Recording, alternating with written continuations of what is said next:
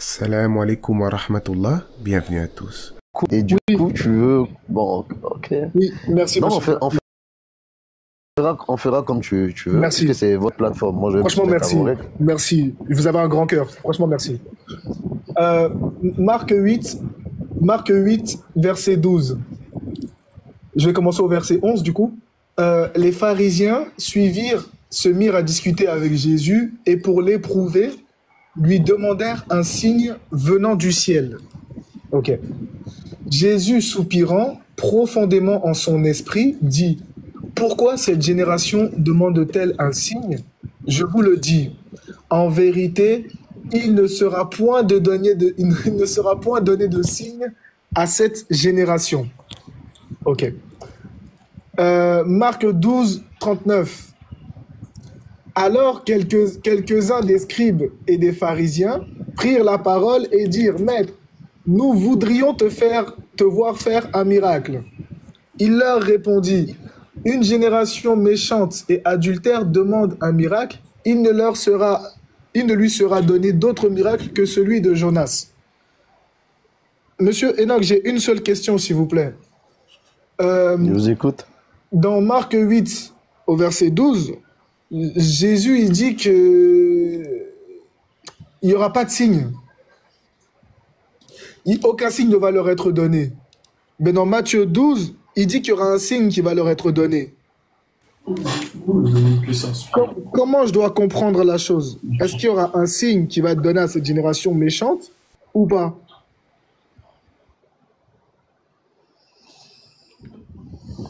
Ok. Merci déjà pour la question posée.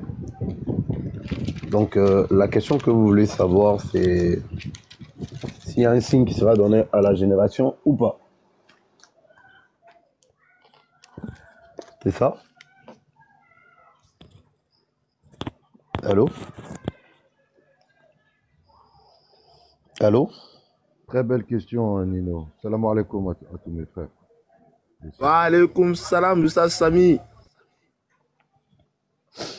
Mino, tu es là? Mino? Mino? Et là, quand t'écoutes, hein, vas-y. Oui, mais je veux bien comprendre la question de Mino, afin de ne pas répondre, et puis on va rester là-dessus pour perdre du temps, aller droit au but. C'est pourquoi je l'ai mis. Moi, j'ai l'impression qu'il est un peu occupé. J'ai l'impression qu'il est un peu occupé. Il va réitérer sa question. Non, laisse, c'est Moubarak, pardon. Laisse lui, il va répéter la question comme il a compris, et puis on va voir si c'est ce que tu as compris ou pas. Répète ta question comme tu as compris. Répète la question, s'il te plaît. Comment j'ai compris? Comme j'ai pas bien compris sa question, c'est Tu n'as pourquoi pas je écouté? veux même Non, lui même si tu n'as pas reposer. bien compris, tu as compris d'une manière, non? La manière dont tu as compris, il faut répéter comme ça, on va voir. Oui, il a demandé s'il y a un signe ou bien pas un signe. Maintenant, ce que je voulais faire avec lui, c'était qu'il me redonne les textes. Les textes. Et ensemble, on allait faire une analyse du texte quand même. On allait lire ensemble, essayer de faire une exégèse pour ne pas sortir du texte. Puisque ce sont des textes saints, je ne vais pas écorcher au fait. Je ne vais pas mettre ma pensée dedans. Donc, on va relire ensemble. Oui, désolé, j'étais un peu Voilà. occupé, mais je vous ai entendu. Du coup, Merci, c'est Mino. Marc 8, 12. Marc 8, Le premier, c'est Marc 8, le verset 11 à 12. Marc 8, verset 11 à 12. Merci infiniment. Donc, je vais prendre aussi ma Bible là. Marc 8, verset 11 à 12. Les pharisiens survinrent se mirent à discuter avec Jésus et pour l'éprouver, lui demandèrent un signe venant du ciel. Jésus, soupirant profondément en son esprit, dit: Pourquoi cette génération demande-t-elle un signe? Je vous le dis, en vérité, il ne sera point donné de signe à cette génération. Ok. Voilà. Et l'autre, c'est Marc 12, 38 et 39. Matthieu ou Marc? Matthieu, Pardon, Matthieu 12, 39. Matthieu 12, 39. Ok. Matthieu 12, 39.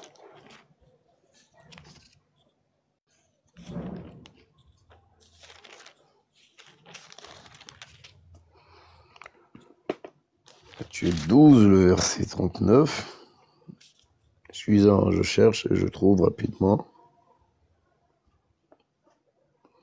Il leur répondit, une génération méchante et adultère demande un miracle, et il ne lui sera donné d'autre miracle que celui du prophète Jonas.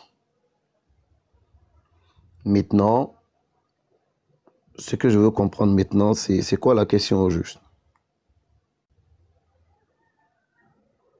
Savoir, est-ce qu'il y a eu un signe ou il n'y a pas eu de signe? Ok. Maintenant, pour pouvoir... Il n'y aura aucun signe. Ok. L'autre verset dit qu'il y aura un signe. Donc, qu'est-ce qu'on Pour prend? pouvoir... Ok. Il n'y a pas qu'est-ce qu'on prend ou qu'est-ce qu'on laisse, parce que déjà, il cite un premier texte qui est de Marc et il cite un autre texte qui est de Matthieu. Maintenant, avant d'avancer, parce que déjà, quand on lit un texte, il faut chercher à faire d'abord l'exégèse du texte pour comprendre d'abord le contexte. Parce que si on n'a pas déjà compris le contexte, on peut faire un prétexte. Donc moi, pour ne pas faire un prétexte, puisque c'est un texte qui vient de me permettre de lire Dans l'essentiel, maintenant. donne le contexte et puis tu vas dire. Tout ce Donc, que ça, c'est le la commentaire question que moi je veux, c'est la question que je veux poser. La question Ne dis pas ce que tu veux faire, fais-le en même temps. Est-ce que c'est... Non, allons-y doucement. Quand vous parlez, moi, je vous laisse le temps de parler. Hein. Donc, la question que je vais poser à Mino... Je veux parler pendant que tu entends de parler, pas en même temps. Mais c'est ce que je suis en train de faire. Ou bien il y a un souci? Donc, je veux revenir à Mino. Est-ce que je veux dire à Mino? Je veux savoir, Mino, la question que tu as posée, est-ce que les deux contextes sont pareils, s'il te plaît? C'est ce que je veux savoir. Ah, je ne me prononce plus sur la Bible. C'est à vous de m'expliquer quel est le contexte et quoi. C'est pas moi, puisque c'est toi qui poses la question. Si tu poses une question, moi je pose une question sur quelque chose. Connaissance. Bah non, justement, si je pose une question, c'est que je n'ai pas compris. Tu n'as pas de connaissance, tu te poses la question. Donc dis-nous comment on doit comprendre. Si je pose la question, c'est que je manque de connaissances, donc j'aimerais savoir. Dis-nous comment on doit comprendre. Vas-y, explique-nous. Mais maintenant, un texte que tu poses, tu poses une question, c'est parce que tu as une compréhension que tu poses la question, en fait. Bah non, justement, à la base, les questions sont faites lorsqu'on ne comprend pas une chose. On ne comprend pas, on pose la question. On ne comprend pas, voilà pourquoi on veut comprendre. Donc explique-nous. Si on comprenait, on n'allait pas poser de questions, on n'allait même pas te demander. Donc on ne comprend pas, voilà pourquoi on veut savoir. Explique-nous. Ok, donc ici vous avez été clair. Je pense que vous êtes des musulmans et vous êtes soumis à Allah et vous êtes vrais. Donc vous avez dit que vous ne comprenez pas. Donc si vous dites que vous ne comprenez pas, parce que moi je vais être logique, quand je vais... On ne t'entend plus, hein, on ne t'entend plus. Enoch, je ne sais pas si tu m'entends, mais moi je ne t'entends pas en tout cas. Est-ce que vous m'entendez les autres? Oui, on vous entend. Oh, on vous entend, on vous entend. On vous entend bien. Ok, c'est lui qu'on n'entend pas alors.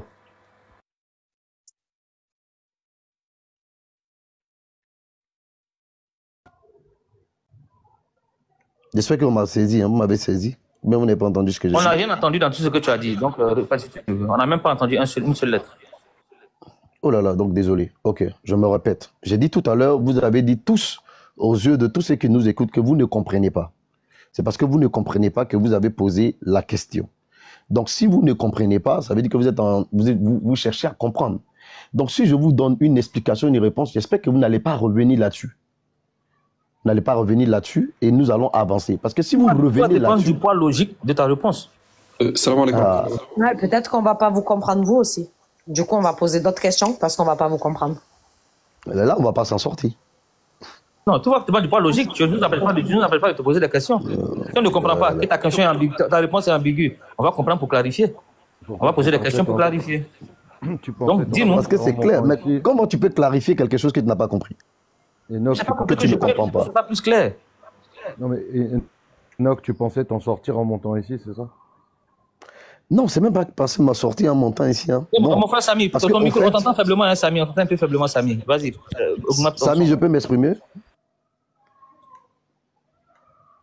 Allô, Samir? Les chrétiens, vous êtes compliqués à ce point-là. Pourquoi vous faites ça? La question est simple. Attends, Enoch.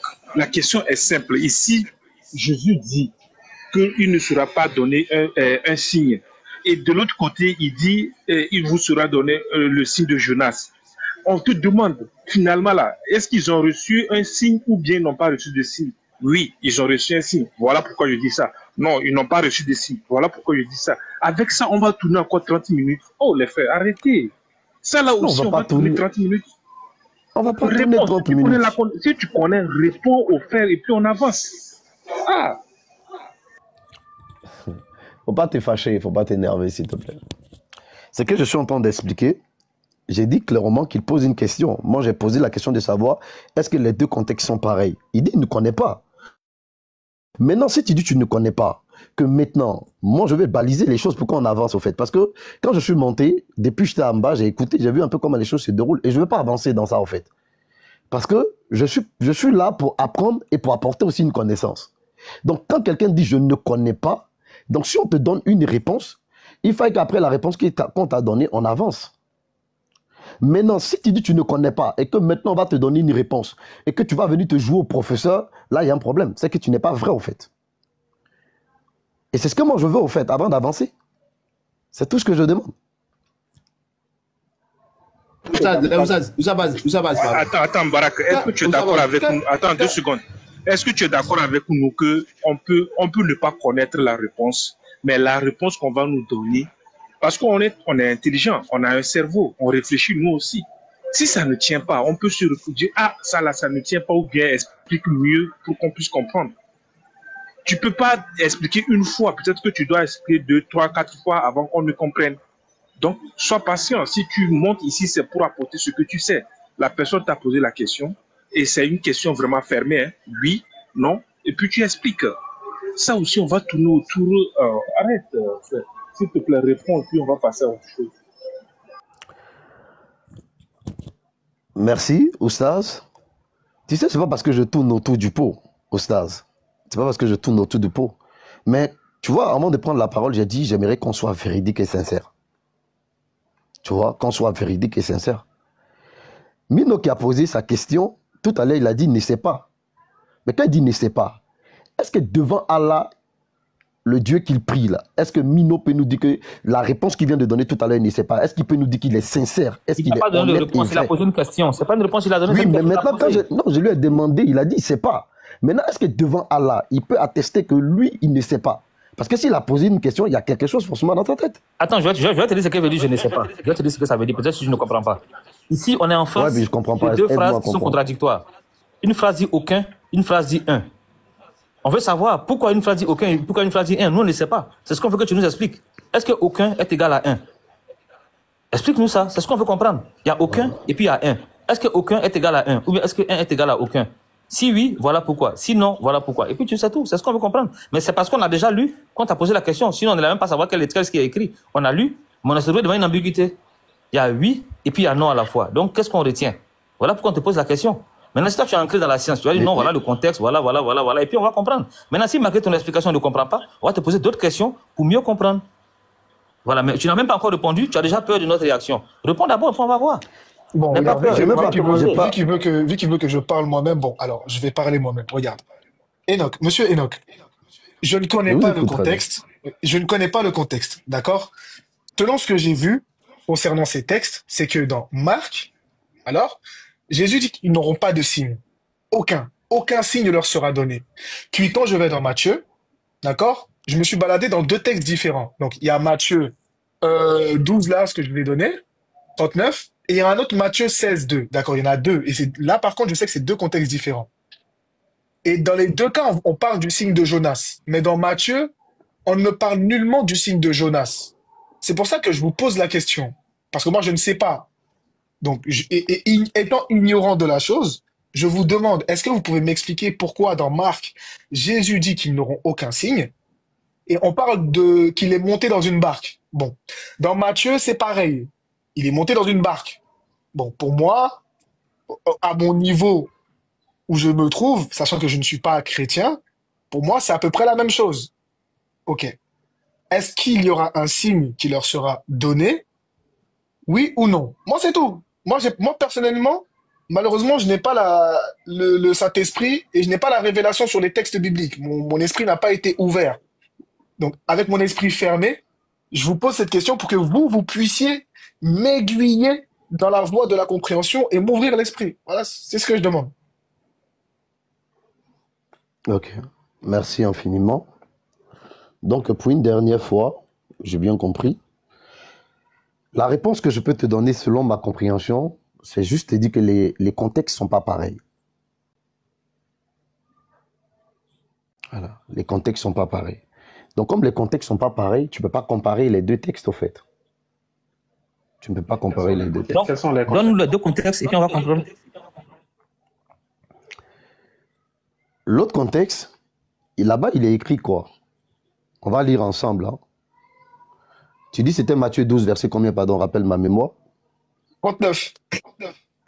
Matthieu 12, Matthieu 12, 39. 39. Marc 11, 12. Voilà. Marc 11, 12.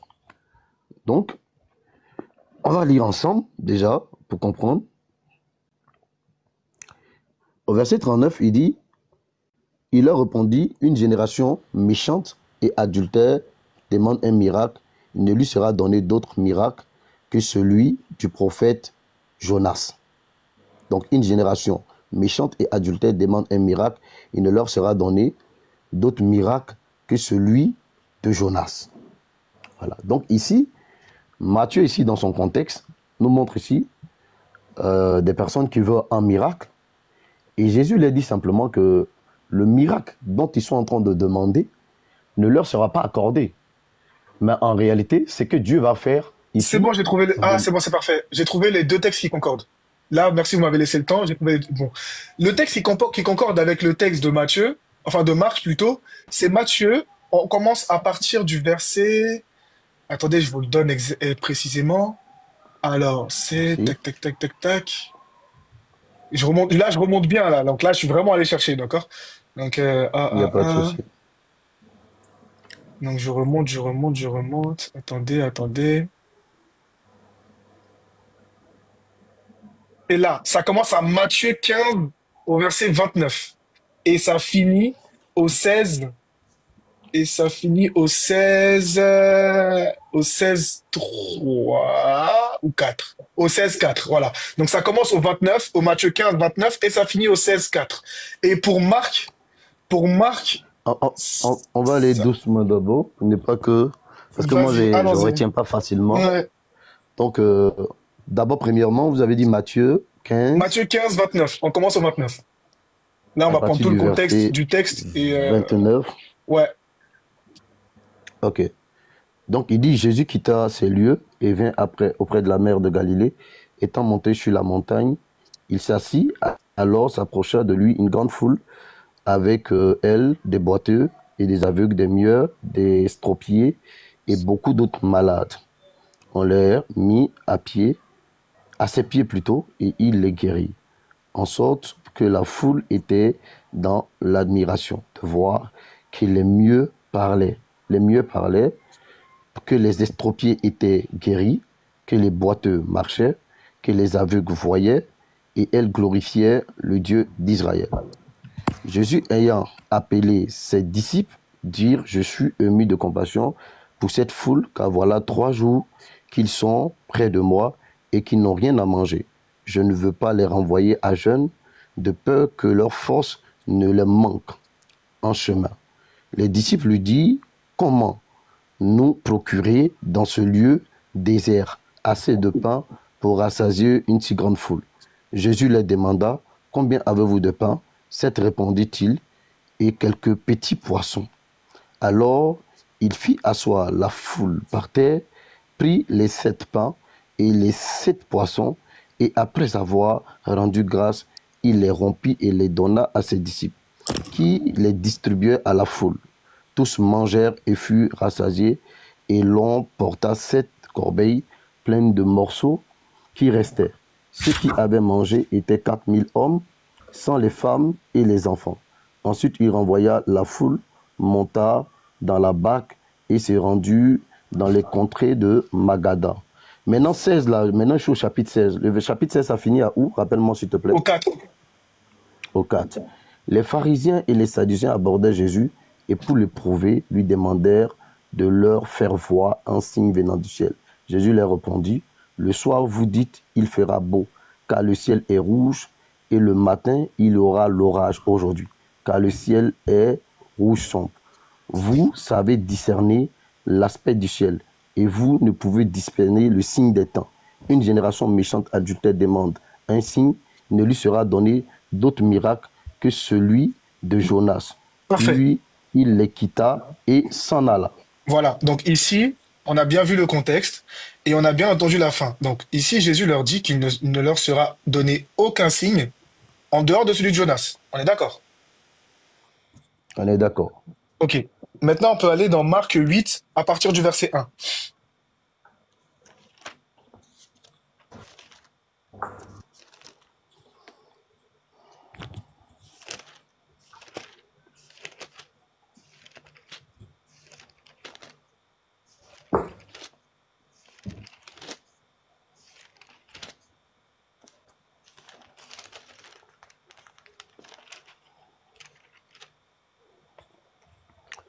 Marc 8, verset 1. En ces jours-là, une foule nombreuse s'étant de nouveau réunie et n'ayant pas de quoi manger. Je m'arrête au verset combien? Au 13, 13, ouais, 13. Attends. Ouais, Au non, verset non, 12, 13. 12, c'est 12, c'est 12, c'est 12. Ok.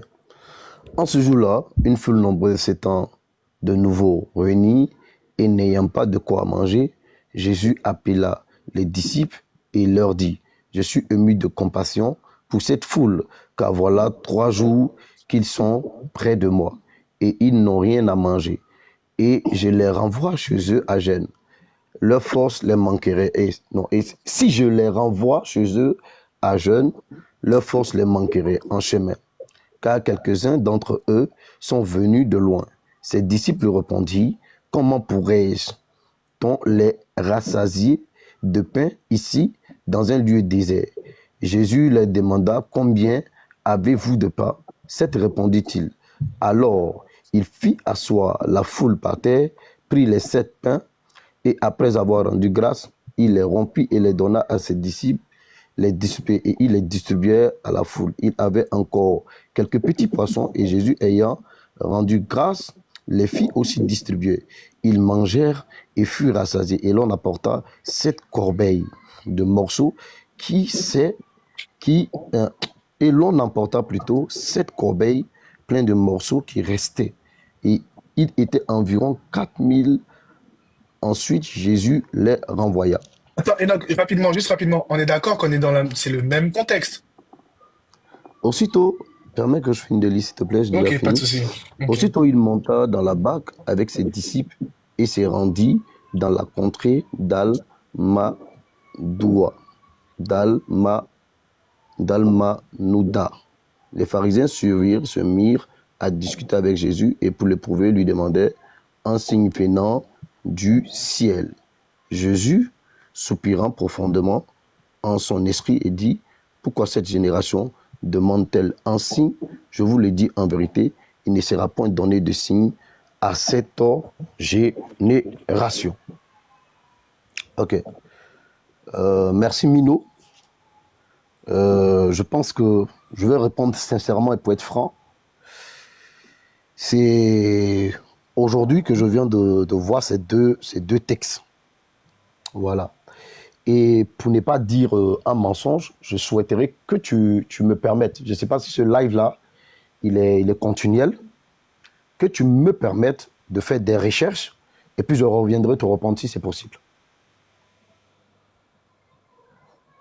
Est-ce qu'on peut le permettre de partir parce que de toute façon ça fait 30 minutes là. Salam alaikum wa rahmatullahi wa barakatuh. Non, Enoch, regarde, nous sommes là. Oui, nous sommes pas oui, Oustaz. Prends tout le temps qui est nécessaire, là, en ce moment. Fais ta recherche. Et il te faut combien? 1 heure de temps? Le forum est là, hein. Tu as retenu mon nom. Non, là, voilà, donc quand je vais relancer on est là en ce moment. Voilà. Ok, donc quand je vais relancer la demande, j'aimerais que tu... Voilà, donc on va te laisser. On va te laisser en haut. Tu vas faire ta recherche. Et quand dès que tu as fini, tu dis voilà, j'ai fini, tu ouvres ton micro. C'est bon? Donc, je souhaiterais même descendre à tête reposée, chercher, et puis relancer la demande. Ah, ça? Voilà. Relancer la demande. Comme tu as mon nom déjà. On veut que tu restes ici. Non, tu vas. Alors, désolé, j'étais occupé. Monsieur Enoch, prenez tout le temps qu'il faut. Je vous félicite de la réponse que vous venez de me donner. Merci pour cette honnêteté. Vous pouvez partir et revenir quand vous voulez, il n'y a aucun problème. Il Non, n'y a mais déjà, vraiment aucun problème. avant de partir, il faut qu'ils s'abonnent à nous, comme ça au moins on peut se retrouver. Salam alaikum wa rahmatullah. Abonne-toi à nous, on va s'abonner à toi, comme ça on peut se retrouver. Pas de problème. Alaikum salam wa rahmatullah. Est-ce qu'on m'entend? Pour s'abonner, comment on fait pour s'abonner sur votre plateforme? Ouais, tu vas voir un petit plus en bas de chacun, là. Il y a une plus qui est mis là. Tu cliques sur le plus de chacun. Comme ça, au moins, on peut s'abonner à toi et puis on va garder le contact. Comme ça, on peut se retrouver et reparler. Oui, Ben, Merci. on t'entend, mais les frères, quand vous montez et que les frères ils sont en train de discuter, on peut pas les couper dans leur élan. Vous voyez, ils sont en train de parler. Vous savez comment c'est quand on parle, on a des idées, on est en train de s'exprimer. Tout couper pour dire wa alaykoum salam, c'est un peu compliqué. Moi, je vous demande juste d'attendre un petit moment et voilà, khair, Inch'Allah. Oui, ça se comprend. Là, c'est bon, vous m'entendez? Très bien. En fait, si vous l'avez remarqué, j'étais là depuis un moment, mais je parlais pas.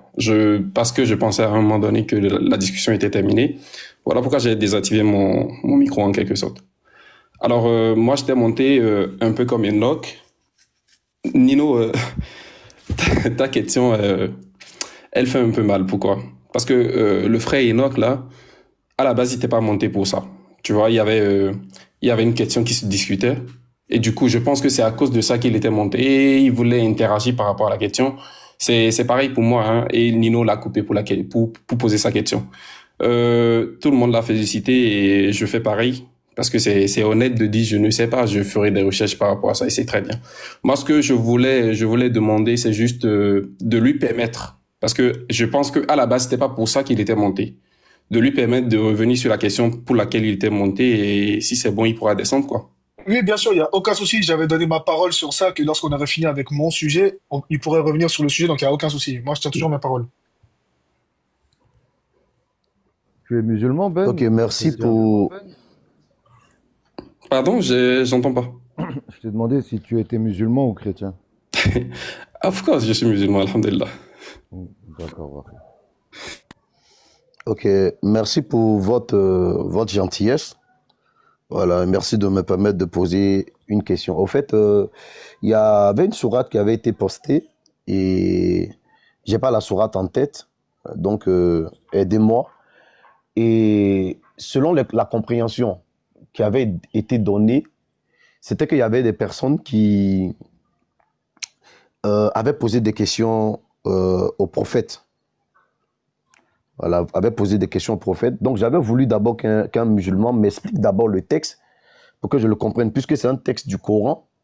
Voilà, c'est mieux qu'un musulman l'explique, parce qu'il va l'expliquer selon la compréhension, je dirais, islamique. Il ne va pas sortir du contexte. Pour que je comprenne, afin de poser une question en fonction de l'explication, c'est-à-dire la bonne compréhension, pour ne pas poser une question qui est hors du contexte au fait.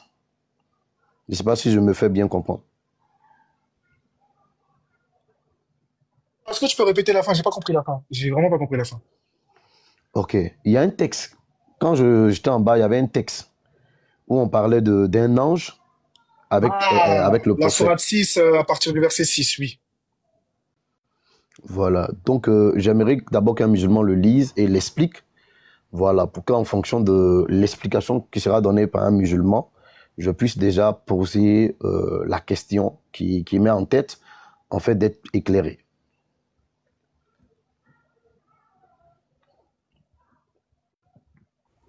Alors, Gojo, tu gères ou pas? Moubarak, tu gères?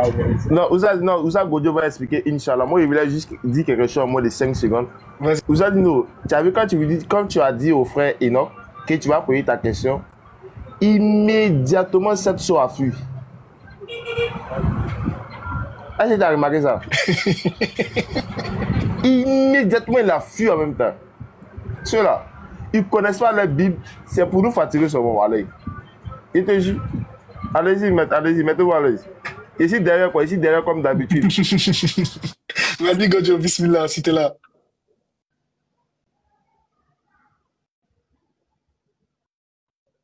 Je pense que Gojo, il est un peu... Je mange, vas-y, Inch'Allah. Tu manges? Ok. Alors, donc, la sourate, c'est ça. Donc, c'est la sourate 6. Là, on n'a que jusqu'au verset... Attends. Gojo, t'as mis que jusqu'au verset 6. Attends. 6. Donc, tac, on y va. Alors, Donc, je vais te lire la sourate du 1 au 9. Comme ça, tu vas bien comprendre ce qui se passe. Donc, Ok, donc c'est la sourate combien? c'est la sourate 6. Ok. A'oudhu billahi minash shaitanir rajim. Bismillahirrahmanirrahim. Louange à Allah qui a créé les cieux et la terre et a établi les ténèbres et la lumière. Pourtant, les mécréants donnent des égaux à leur Seigneur. C'est lui qui vous a créé d'argile. Puis, il vous a décrété un terme. Et il y a un terme fixé auprès de lui. Pourtant, vous doutez encore. Et lui,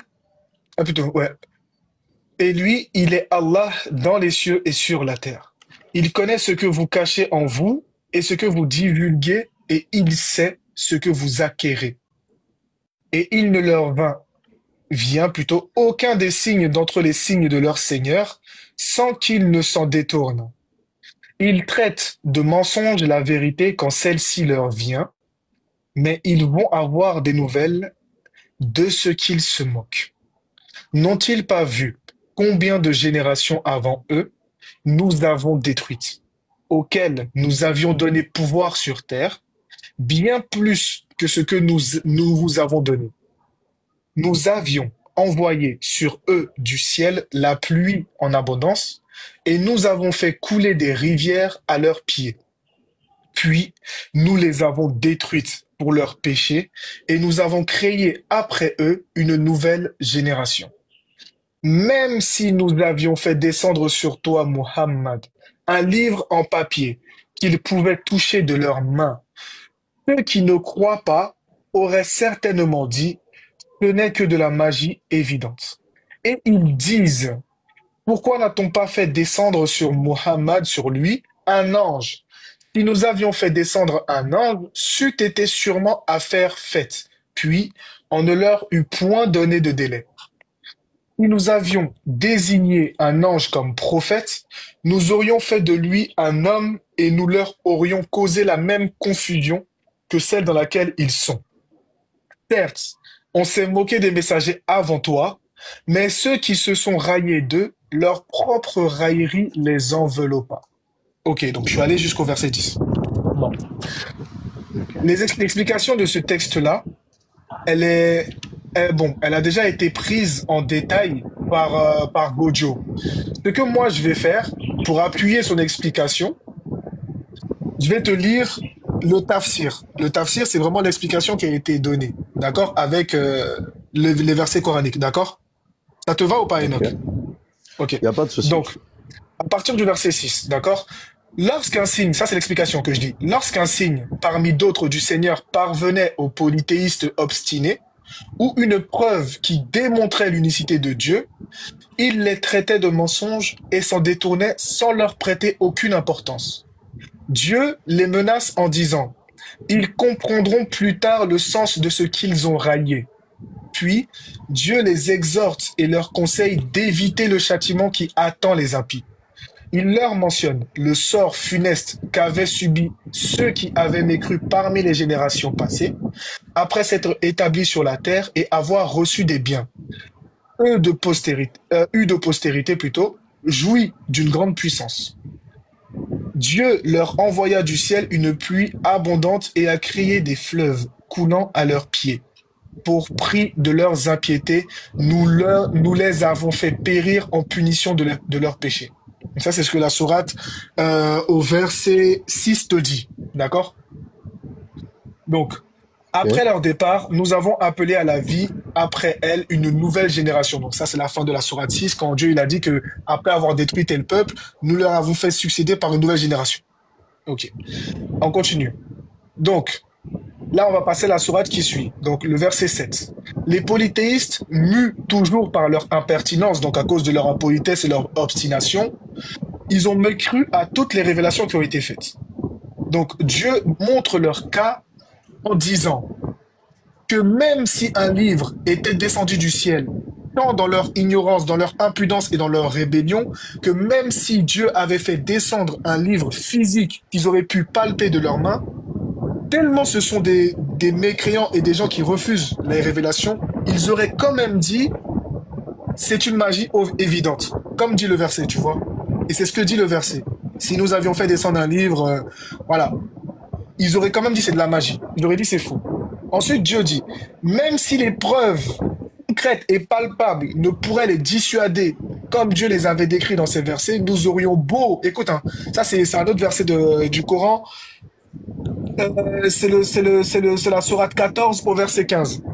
Là, Dieu il te dit, nous aurions beau leur ouvrir les portes du ciel et leur en permettre l'ascension, qu'ils diraient, nos yeux nous ont abusés, nous sommes ensorcelés. Et s'ils voyaient un pan du ciel s'écrouler, ils diraient, ce sont des amoncelés. En gros, tout ça là, c'est faux. Tous les nuages là sont des nuages amoncelés qui tombent dessus. Donc peu importe ce que Allah il leur aurait révélé à ces gens-là, tellement qu'ils sont orgueilleux et incrédules, ils auraient refusé d'une quelconque manière. Ils auraient toujours trouvé une excuse pour dire c'est faux, c'est pas vrai. Okay. Donc ce ne sont donc que des paroles qu'ils ont proférées, rien que pour démontrer leur opiniâtreté. Ça veut dire pour montrer à quel point ces gens-là ils sont incrédules. Alors, ensuite, on passe au verset suivant. Ils disent, ne pourrait-on pas lui adjoindre un ange, donc faire descendre sur lui un ange. C'est la même chose. Afin, et là maintenant on t'explique, afin qu'il soit avec lui comme avertisseur. Donc, faire descendre un ange sur le prophète, c'est dans le sens où un ange serait venu accompagner le prophète pour parler au peuple comme avertisseur. Donc, ils auraient vu un ange et ils auraient vu le prophète, et là, ils se seraient dit, ah non, c'est faux. Et justement, Dieu leur répond en leur disant, si nous avions fait descendre un ange, d'accord, ça aurait été terminé, parce qu'il n'aurait pas eu de délai, dans le sens où, après avoir vu le prophète marcher vers vous, vous avertissant, avec un ange qui l'accompagne, vous avertir également, si vous n'aviez pas cru et que vous auriez quand même mécru en disant que ça c'est de la magie, en disant que vous êtes ensorcelés, Allah il les aurait détruits directement. Il ne leur aurait pas donné de délai. Tel on a un délai dans le sens où on vit et on meurt. Le délai qu'on a, c'est à l'entrée de notre vie, il y a la mort qui nous attend. Et on a un délai pour croire ou continuer de vivre comme certains le font jusqu'à cette mort. Mais une fois que cette mort est arrivée, c'est terminé, il n'y a plus, on revient plus en arrière. Et donc, si Allah avait envoyé un ange avec le prophète pour prêcher à ce peuple-là, s'ils avaient mécru, il n'y aurait eu aucun délai, la population aurait été exterminée. Tâche, comme ceux d'avant. Ceux d'avant, ils ont eu des signes, ils ont refusé de croire, Dieu les a exterminés.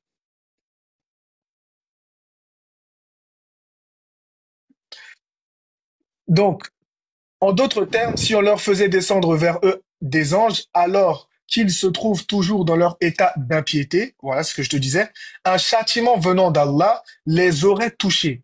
Comme Allah le confirme dans ces versets, le jour où les coupables verront les anges, ce ne sera pas pour eux une bonne nouvelle ce jour-là. Les anges ne descendent que si Allah le juge utile. Et alors, le sort des infidèles est vite réglé. C'est clair.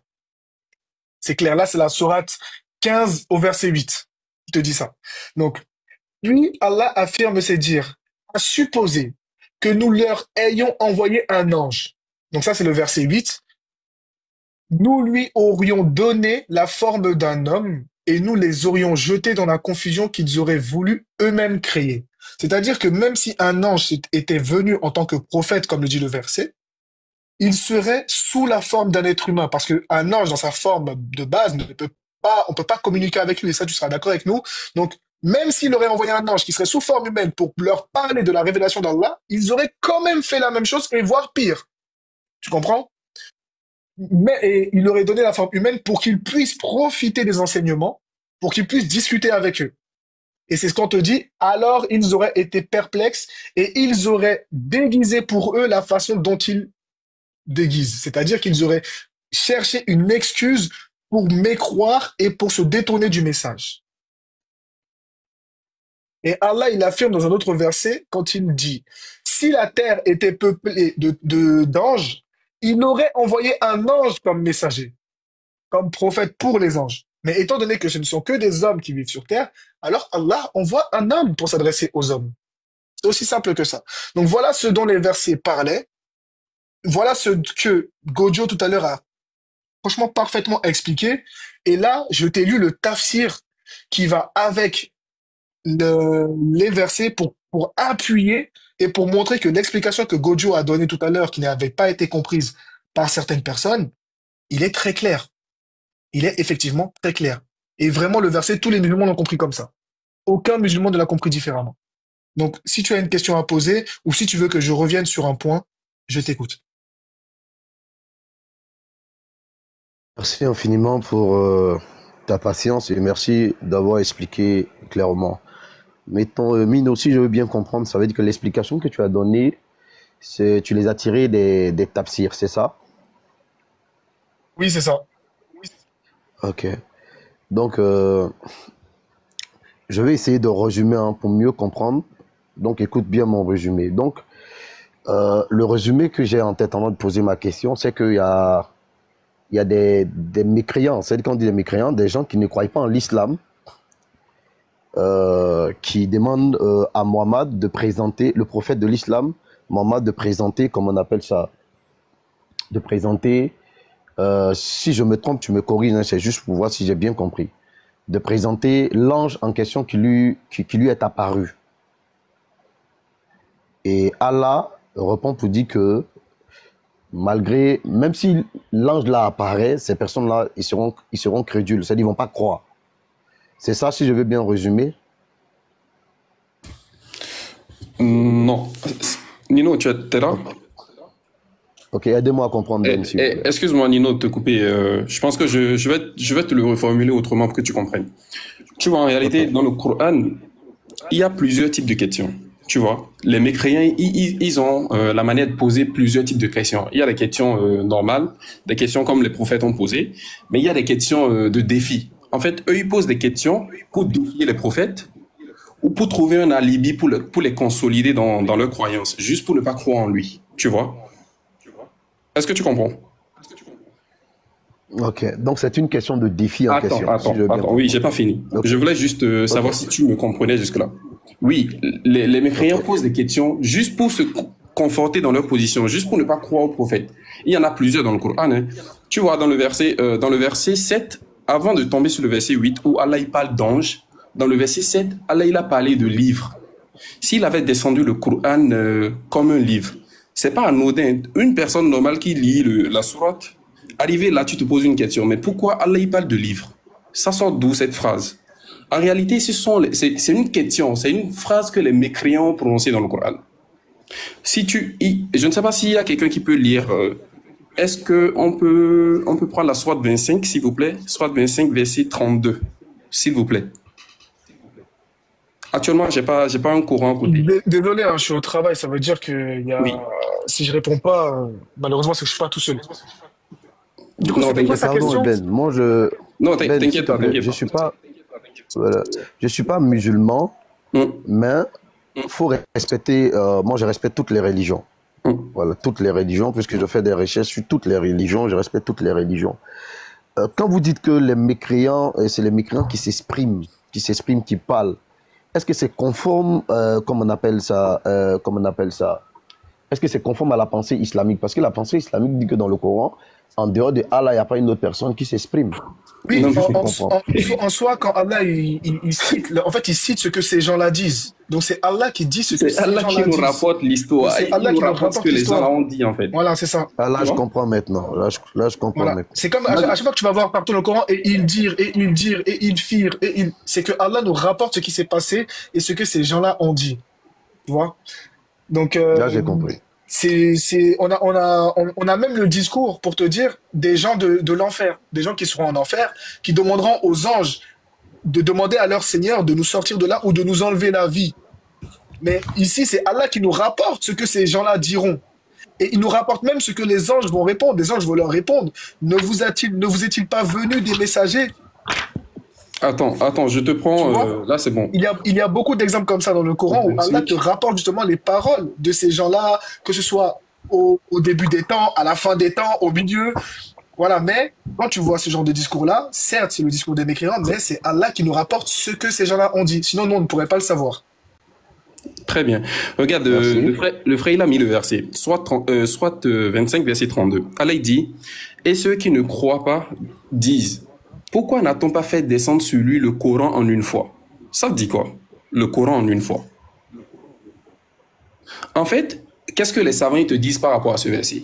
Ils te disent qu'en réalité, les mécréants de l'époque, parce que toutes les révélations précédentes sont descendues en une fois, eux, ils veulent que le Coran descende aussi en une fois. Juste pas prétexte pour ne pas croire. C'est un peu comme l'explication, tu vas le trouver un peu avec la sourate 28, verset 48. Ils ont demandé le Coran et un messager, mais quand le messager est là avec le Coran, ils ont dit, mais pourquoi n'a-t-il pas reçu ce que Moïse a reçu? Tu vois? Ils font la parallèle avec Moïse parce que Moïse, lui, il a reçu les tablettes et les lois, il l'avait reçu en une fois. Voilà pourquoi, pour répondre à ça, Allah dit ici dans sourate 6, mais même si on leur avait descendu le Coran comme un livre, ben ils l'auraient pas cru.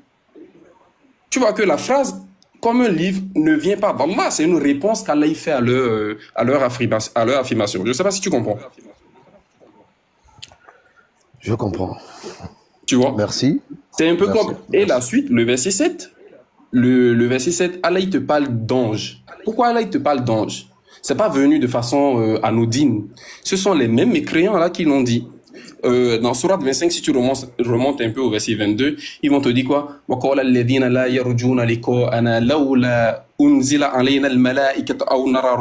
Ils ont dit en fait, ceux qui ne croient pas, ils ont dit, pourquoi n'a-t-on pas fait venir un ange avec lui? Genre un ange pour le soutenir dans ce qu'il dit.